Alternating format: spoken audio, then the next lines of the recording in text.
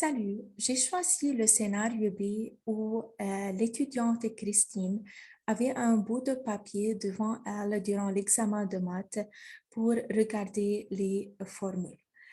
Alors, ce que moi je ferais comme une enseignante, je prenais le bout de papier tout calmement sans rien dire à Christine et sans la déranger durant le temps de l'examen et je le laissais avec moi. À la fin de l'examen, quand les étudiants vont quitter la salle de classe, je prends Christine tout seul pour parler avec elle et je la disais, écoutez Christine, je sais que tu es toujours une bonne étudiante et toujours tu fais euh,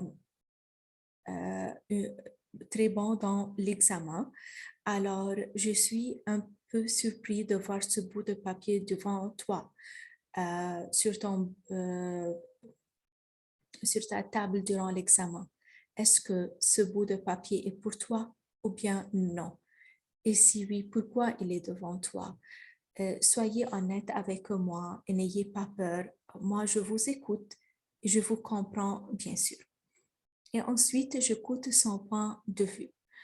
Alors, disons que Christine va me dire que elle n'avait pas la chance d'étudier bien les formules parce qu'elle avait un problème à la maison pour certaines raisons. Alors, j'envoyais un courriel aux parents euh, et il va être un bon message, je dirais. Salut les parents. Christine est une très bonne étudiante dans mes salles de classe. J'aime beaucoup comment elle a des bonnes notes, comment elle résout les problèmes et les exercices. Elle est vraiment une très bonne étudiante. J'étais hier surpris de voir un bout de papier de formule devant elle durant l'examen et elle m'a donné cette raison.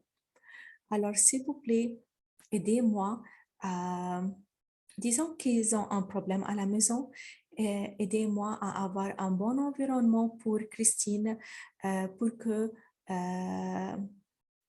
pour les prochaines fois, elle peut mémoriser les formules et elle n'aurait pas euh, cette façon de penser de mettre les formules sur un bout de papier.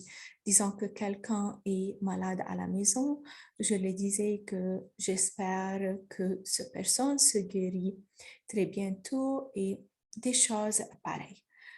Mais je l'ai laissé savoir, mais bien sûr dans une bonne manière parce que c'est la première fois et elle est une bonne étudiante.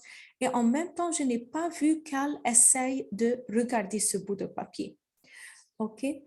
Et le lendemain, dans la prochaine euh, session de classe, ça peut être le lendemain ou bien après la récréation, je parlais aux étudiants, je les dis, euh, vous n'avez pas besoin d'utiliser un bout de papier pour mettre les formules durant l'examen.